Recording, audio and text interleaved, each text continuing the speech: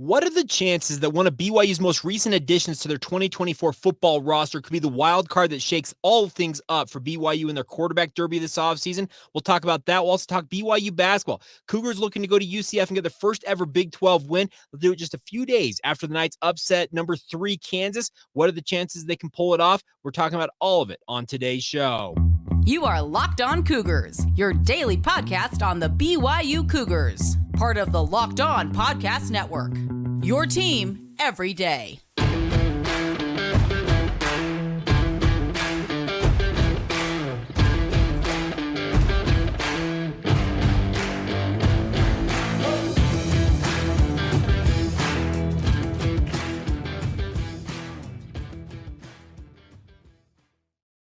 What's up, everybody? I'm Jake Hatch, your host here on Locked On Cougars, your resident BYU insider. Thank you for making Locked On Cougars your first listen of the day. Thank you to all of you who are everydayers with us right here on the Locked On Podcast Network.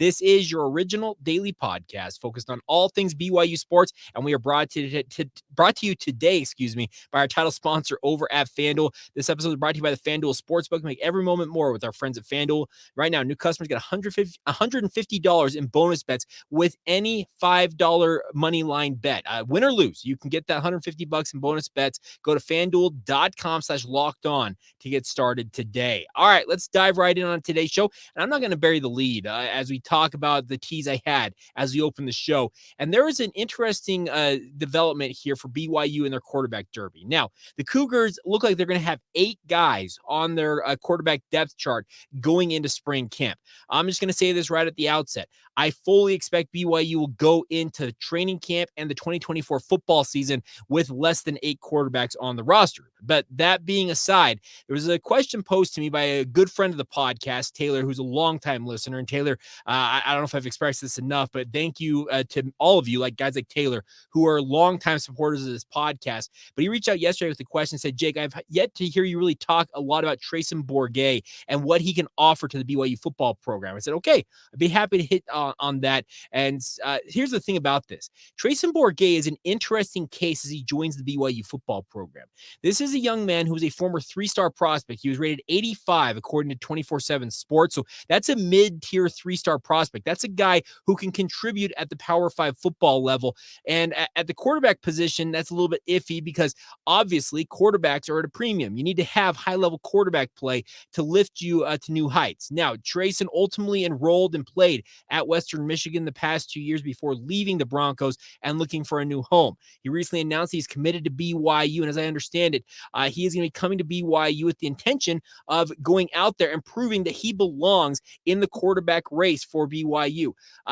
It's hard pressed for me to say that he is absolutely going to be in the mix to start potentially for BYU, but he is a guy who's got more experience than the vast majority of the guys in the QB derby with him on paper. He has played more college football at this point in his young career than guys like Nick Billups, Cade Fennegan, Ryder Burton, Noah Lugo. He has got actual game experience, albeit at the G5 level, that will put him on par with a guy like Jake Retzloff. He's actually played more games, if you want to just go by games played, than Jake Retzloff has at BYU. Gary Bohannon has the most experience. That's very evident by him being it depends on what you look at, 6th or 7th year senior, and he'll be in the mix there.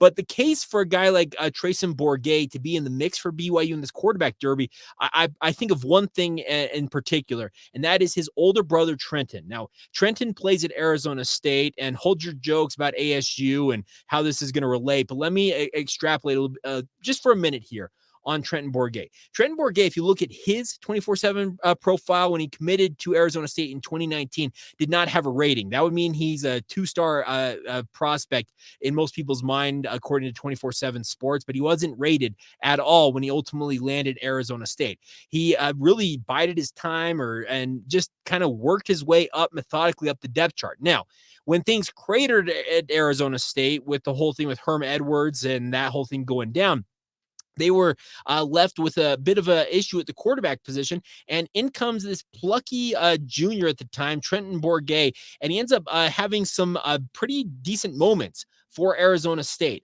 For his career, Treyson Bourguet has passed for 3,091 yards with 13 touchdowns in his career. He has completed about 66% of his passes overall. for his career. And they're not necessarily astounding numbers, but that's the thing about this. If his older brother, speaking of Treyson Bourguet, if Treyson Bourguet can contribute at the Power 5 football level, albeit for a team that was struggling at the time for Arizona State, but he's able to contribute. He did play 8 games this past year for ASU, 7 the year before that, 4 in 2021. So he's got game experience. If he's able to contribute at the Power 5 football level, and he was a much lower rated, if not just not rated athlete, a quarterback coming out of high school, what is a guy like Treyson Bourguet able to offer to BYU? Well, the one thing about this is I know that Treyson had interest from BYU when he was coming out of high school. The Cougars ultimately opted to go a different direction, but Treyson has got good size for the quarterback position. 6'2", 215 pounds. He's a well put together athlete. For his career so far at Northern Michigan, he has completed 111 of 212 passes. So that's just 52% completion percentage, 1,314 yards, 6 touchdowns, 2 interceptions. Those stats don't necessarily make you think, wow, this kid's going to come in and really blow up at BYU. But considering the talent base around him, and I don't proclaim to be a Western Michigan aficionado and know much about the roster, but I would venture to say that BYU's weapons that would they be able to surround a guy like Treyson Bourguet with would far outdo what Western Michigan had at his disposal. And he stepped in and played a decent amount for the Western Michigan Mustangs. He's played 10 games in his career to this point, 4 in 2022, 6 this past year in 2023. So don't discount what Treyson Bourguet can bring to the mix for BYU. Like, let me reiterate, I don't expect him to come out and wow everybody and take the job and just kind of steamroll his way to being the starting quarterback for BYU, because if he does that, he'd be put on scholarship right away and be a phenomenal story, by the way. A guy that comes seemingly out of nowhere, ends up as the starting quarterback for BYU at the Power 5 football level, but we can't just completely cast him aside as a nothing burger. I don't know, probably not the right terminology to use there, but you can't throw his name off to the side and say, yeah, he's not going to factor in here. He has got bona fide game experience at the G5 level. He has played college football games, and yes, they're not, like I said, not gaudy statistics, but keep an eye on this. It's going to be interesting to see if he can enter his name into the sweepstakes here and see if he can make a push for playing time for BYU. I still think the top 2 contenders going into spring camp will be Gary Bohannon against Jake Retzloff, but do not be surprised if Treyson Bourguet makes some noise and makes a move up the depth chart. And he's going to have to string together some really good practices to do that, but he does have game experience, and that should benefit him as he tries to make a name for himself in Provo. All right, coming up here in just a minute, we'll flip over to basketball for just a little bit. BYU still looking for their first Big 12 win for the men's basketball program, and for that matter, the women's basketball team still looking for their first W in Big 12 play. Can the men's team get it tomorrow at UCF? Well, UCF just upset number 3 Kansas. What does BYU have to do to get over the hump against the Knights? We'll talk about that here in just a moment. Today's show is brought to you by our friends over at FanDuel. Of course, the NFL regular season is wrapped up, my friends. The playoffs are here. There's still time, though, to get in on the action with our friends at FanDuel, America's #1 sportsbook. Right now, new customers, you get about $150 in bonus bets guaranteed put into your account when you place a $5 bet. That's $150 in bonus bets, win or lose. Simple as that, my friends. The app is super easy to use. There's many different ways to bet, like money lines, spreads, player props, parlays. They have live same-game parlays available to you guys. You can find bets in their new Explore tab. Maybe it's a bet you hadn't even considered, and you can take advantage of it in the app there with our friends at FanDuel. Even to make a parlay in the Parlay Hub, the best way to find popular parlays if you want to have some fun this NFL postseason. So visit FanDuel.com/lockedon and make your first bet a layup today, my friends. That's FanDuel.com/lockedon to get started today. It's all courtesy of your friends at FanDuel, an official partner of the NFL. Today's show is also brought to you by our friends over at UCCU. They have Learn and Earn. The UCCU mobile banking app is an app that's paying your entire family to learn about money. All of us want to be smarter when it comes to our finances. I have been doing this now. We're about 2 weeks in to the new year. I can tell you of the 12 days we've had so far in the new year, I have completed my lessons on Learn and Earn as a member of UCCU 10 of those days. It's been a really, really fun way. The best part is all of those the lessons you are going through, they have quizzes and and trivia. And every time you complete a topic, you accrue points and redeem for gift cards to places like Amazon, Apple, Sephora, Walmart, Nike, and many, many more. There's age-appropriate content for every member of the family, so anybody can participate in this. The best part is you can all track your progress in leaderboards and cash in on those gift cards today. It's all available inside the UCCU mobile banking app, so you can play at any time, anywhere, and more importantly, the more you play, the more you learn, and the more you learn, the more you earn. It's Learn and Earn, part of UCCU's award-winning Be Money Smart Youth Banking Program, helping kids, teens, and parents have fun while becoming more financially literate together. It's all courtesy of your friends at UCCU. Love where you bank. Thank you once again for making Locked On Cougars your first listen of the day. If you have not done so already, I would encourage you guys to sign up for our subtext community. Great way to support this show, a great way to interact with me directly via text messages that come directly to your phone. Hoping to really ramp this up here in the new year. Would love for you guys to be along for the ride. 14-day free trial, $4.99 a month, $5 a month after that. And would love for you guys to interact with the show more fully. It's where we're going to give away tickets. We've got tickets to the Iowa State game for BYU Basketball coming up next. If you'd like to be in the mix to win those tickets, well, you got to be part of the subtext community. So sign up today. It's in the show notes. Enter your phone number and you're off and rolling, and would love for you guys to be along for the ride. All right. And BYU, speaking of rides, are on their way to Orlando, Florida. Yes, they are going to be taking on the UCF Knights down there in Orlando. I'm looking forward to this. Should be a big opportunity for BYU on paper to go up and pick up their first Big 12 win ever. Now, that got a little more complicated Wednesday night when the UCF Knights upset then number 3, or I guess, yeah, be then number 3, Kansas, 65-61. A huge win for UCF. There's no if, and, or but about it. The Orlando Sentinel said it was the biggest win in UCF history, and for good reason, because when you do that on your home court, get your first ever Big 12 win and beat one of the true blue bloods of the sport of college basketball, yeah, that's awesome stuff for UCF. I'm super jealous that UCF got a home game against Kansas this year. I would have loved for BYU to have had Kansas coming to the Marriott Center. Alas, BYU will make their lone trip, or the lone game against Kansas. They'll make the trip to Lawrence to play in Fog Allen Fieldhouse, which is in and of itself is a really cool thing. But still, to have UCF hosting Kansas, crazy game. But there are some concerning things for the BYU basketball program as they go into this game. None bigger, it feels like to me right now, is that the turnover woes. And remember, last year we talked all the time on this podcast. Those of you who are longtime listeners can remember the podcast last year in the basketball season and just the lamenting of the fact that BYU was a turnover machine as a team. They were routinely 14, 15, 16, 17 turnovers a game, and it absolutely crippled their chances to win basketball games. Well, BYU have been doing a pretty good job during the non-conference slate this year of limiting those turnovers. I think it was Jay Drew wrote this for the Deseret News. He did point out that BYU had been averaging just about 10 turnovers, less than 10 turnovers a game in non-conference, but so 10.6 is currently for BYU, and that has moved up after the result of the last 2 games for BYU against Cincinnati, and particularly most recently against Baylor. BYU had 14 turnovers in that game against Baylor.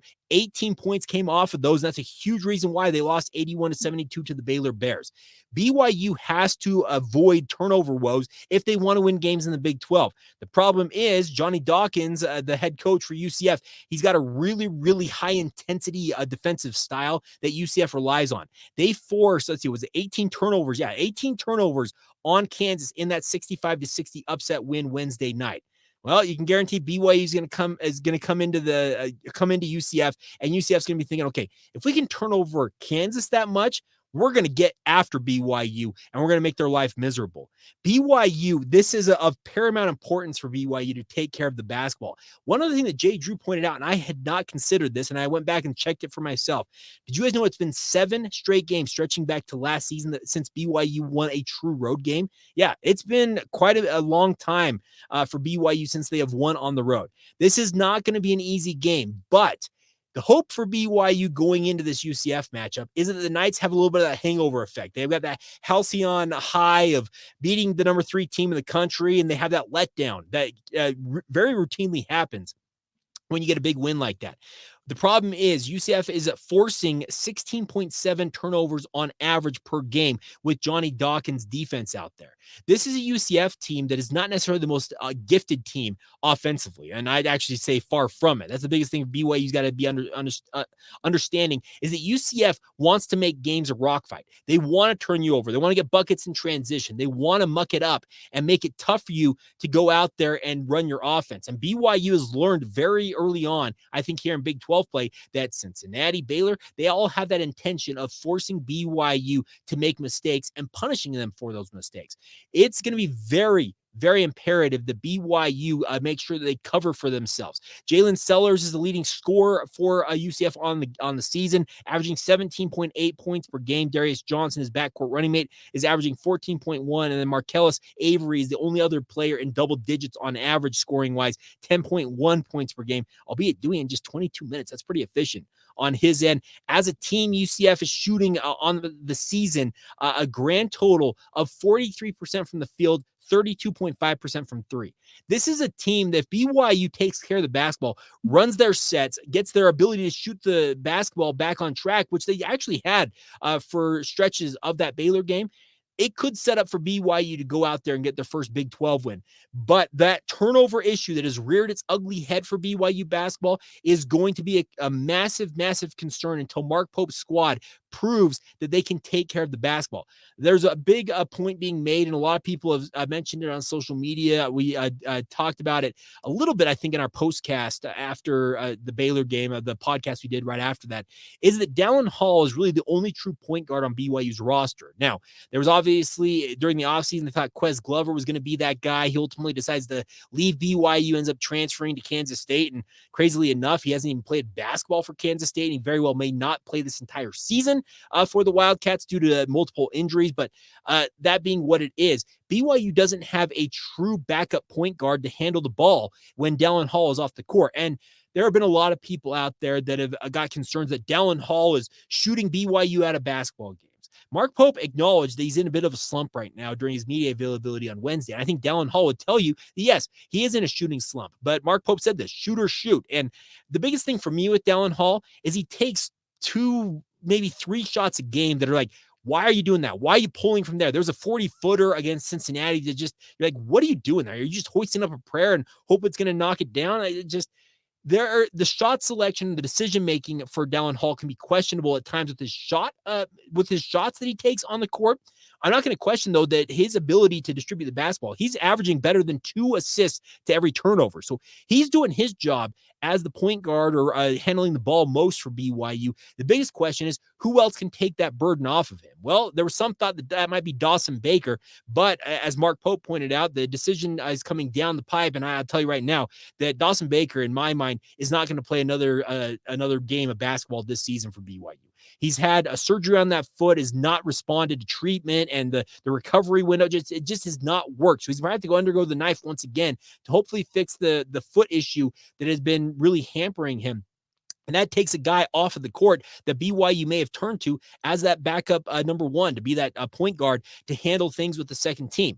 Does that mean that it opens an opportunity for a guy, let's say, like a Jackson Robinson? We saw Jackson take a little bit more of point guard duties against Baylor. That may give him an opportunity to find better looks for himself, but he's also a guy that usually plays better off the ball. So you got to find an option for BYU to be able to facilitate your offense. Dallin Hall obviously is going to do his part. I can assure you of that. The problem is, who else can step up and be that playmaker? Can it be a Spencer Johnson? Could it be Ali Khalifa ends up playing point forward for BYU in many respects? You're going to have to adjust it, and BYU needs to understand that against UCF, take care of the basketball. I believe if BYU has under 10 turnovers in this game, they'll run away with a victory over UCF.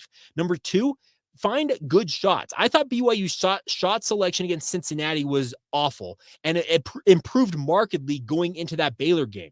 Continue to do what you did against Baylor, running the sets and opening up the offense and making that extra pass to an open teammate. When BYU shares the basketball, that's when they've been at their absolute best this year. So I'd like to see BYU's assist to turnover ratio in this game be very skewed towards assists vastly outweighing their turnovers. I think it'd go a long way to helping BYU get their first ever Big 12 win. And then the third thing for me in terms of like a key to this game for BYU is just go out there and play loose. It feels like BYU can get a little tight. They got tight in that final 10 minutes against Cincinnati when the officiating got questionable against Baylor, which Mark Pope, he's the water bottle that exploded would indicate that he was not happy with the officiating. But you got to go and just play loose, play basketball, and understand why you're playing this game. It's easy to get uptight, and it's easy to be like, okay, we got to grind through this. I want to see BYU relax a little bit out there. And I know that sounds counterintuitive because you're supposed to be locked in, you're supposed to be doing your thing, but there is a level to where if you're so laser focused and so locked in, that actually comes to your detriment as a basketball team. So I'm looking forward to this game. It's a 2:00 tip here on the Wasatch Front, 2:00 Mountain Time, 4:00 Eastern. So it's a mid-afternoon tip. We'll do a postcast edition after it goes final with some thoughts. And I would sincerely hope we're celebrating BYU's first ever Big 12 win. It would be a big deal, I think, for BYU to get off the schneid and get that victory over the Knights, and we'll see what happens. We'll talk about that, like I said, on a postcast edition tomorrow on the podcast. All right, finishing up today's show with a couple other notes on BYU teams in action this weekend. A big win, a crazy win for BYU men's volleyball last night in Chicago. We'll talk about all that as we continue on right here on Locked On Cougars. Today's show is brought to you by our friends over at Game Time. Now, Game Time is a great thing if you guys want to go to events. And what I mean by events is sports, entertainment of any sort, music, comedy, theater events. No matter what you're into or what you're interested in, Game Time has got the options for you guys. And the best part is it's all available inside the Game Time app, making it as simple as possible. You shouldn't have to worry about buying your tickets when you're going to your next big event. Game Time is the fast and easy way to buy those tickets for all of the sports, music, comedy, and theater events near you, and to take the pressure off you so you can go and just simply enjoy yourself as the patron going to the game. You can see the view from your seat before you buy inside the Game Time app, so you know exactly what to expect when you arrive. They have all-in prices showing your total upfront, so you know you're getting a great deal before you check out. And you can buy those tickets in seconds with just 2 taps. And by the way, there's no having to go through your email to find the barcodes when you get to the event. It's all available once again inside the Game Time app. It's the only ticketing app that gives you complete peace of mind with your purchase. So take the guesswork out of buying your tickets and do it with our friends at Game Time today, my friends. Download the Game Time app, create an account, and use the promo code Locked On for $20 off your first purchase right now. Terms apply. Again, create an account and redeem the promo code LOCKEDON for $20 off your first purchase. Download Game Time today. Last minute tickets, of course, they're here for you guys. Make sure you're taken care of, and it's the lowest price, and it's all, of course, guaranteed. Thank you once again for making Locked On Cougars a part of your day, everybody. I want to remind you guys that Locked On has launched the first ever national sports 24/7 streaming channel on YouTube. Locked On Sports Today is here for you 24/7, covering the top sports stories of the day with the local experts of Locked On, plus our national shows covering everything in sports. Go to Locked On Sports Today on YouTube and subscribe to the first ever national sports 24/7 streaming channel right now. All right. BYU Sports this weekend. Well, before we look forward, let's look back real quick. A big win for the BYU men's volleyball program. Number 9 in the country. They got a huge win on the road last night in 5 sets, beating Loyola-Chicago.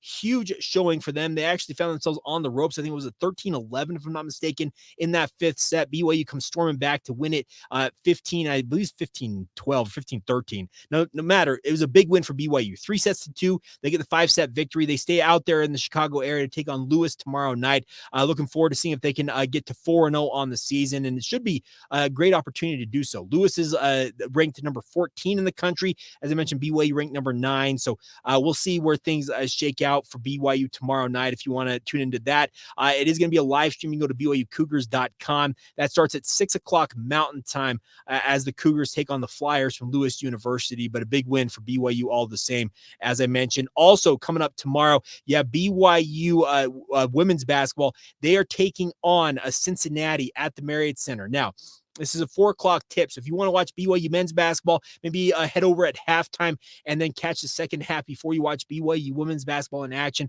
They take on the Cincinnati Bearcats. It's a 4:00 tip. It'll be on Big 12 now on ESPN Plus, just like the BYU men's basketball team is on Big 12 now on ESPN Plus as well. So if you want to sit on your couch and get a nice double header, 2:00 and 4:00, it's a great way to do it as well. The best part is you can be done with hoops and have the rest of your evening after about 6:30 to do whatever else you want to do with it. So looking forward to that. It should be a fun weekend for both of those teams. And I'm hoping, fingers crossed, that both the women's and men's basketball teams pick up their first Big 12 wins and avoid this winless slide they've been on since Big 12 play began for all of them. And then one other note for you guys in terms of this weekend, you've got also, where did it go? Oh, yeah, there we go. That's coming up on Monday, excuse me. So you mentioned, oh, no, it is. It's happening tomorrow. Okay, so BYU women's gymnastics, they're participating in the Sprouts Farmers Market Collegiate Quad event, which is taking place in the Maverick Center tomorrow. That'll be at 7:00 Mountain Time. They are part of the group. They'll be facing off against Cal and two other programs. So if you want to get out to the Maverick Center, it'll also be streamed live on the ACC network of all things. So crazily enough, if you want to tune into that, that's a great way to support the women's gymnastics team. And then coming up tonight, BYU women's soccer had a fantastic season. Now, didn't necessarily end the way they wanted it to as they pursued a national championship, but it is still a big opportunity for them in terms of the professional ranks. The Utah Royals have come back as members of the NWSL. They'll be making their debut later this spring as they make their re-debut in the NWSL, the National Women's Soccer League. And there are a number of top-level prospects from BYU women's soccer that have entered the NWSL draft. There are like 230 players that are eligible for selection, just 56 selections in the draft that's taking place tonight in a 4-round setup. Olivia Wade-Katoa, who is one of BYU's best players, Brigham Young, are all in this draft, and it'd be fun to see them get their names called. Olivia Wade-Katoa, based on what I've read/heard, she's all but assured that she'll be being picked up in the NWSL. It is my hope that any of these BYU players who don't get picked up in this draft, that the Utah Royals pick them up and really make the Royals as BYU and Utah centric as they can. I know that you can't completely fill out the roster with all Utah athletes, the collegiate athletes from the state of Utah, but I'd like to see more representation at the professional level, and BYU's pumping out some very, very talented soccer players in recent years. Olivia Wade-Katoa is just the latest. So to have her potentially playing in the NWSL, I'd love to see her with the Royals, because you already have Michelle Vasconcelos as well as Michaela Coloughan, or Michaela Clough, I should say, already set to play for the Royals this year. It's a big opportunity, and we'll see where things shake out in the NWSL draft tonight. But it looks like things are looking on the up for BYU, and we'll see what happens with Olivia Wade-Katoa, Brecca Mozingo. I believe Laveni Vaca's also in there, the former BYU defender who spent last year at Florida. She's also in the draft. So some big opportunities for a number of these players, and we'll see what happens. It'd be really, really fun to see a number of BYU women's soccer players representing at the professional level, and even representing even more in mass numbers with the Utah Royals of the NWSL. All right, so there you go. That's what I got for you guys on a Friday. A big thank you once again for you guys' support of the podcast. As I mentioned on tomorrow's show, we will be doing a postcast, not tomorrow's show, tomorrow afternoon, evening.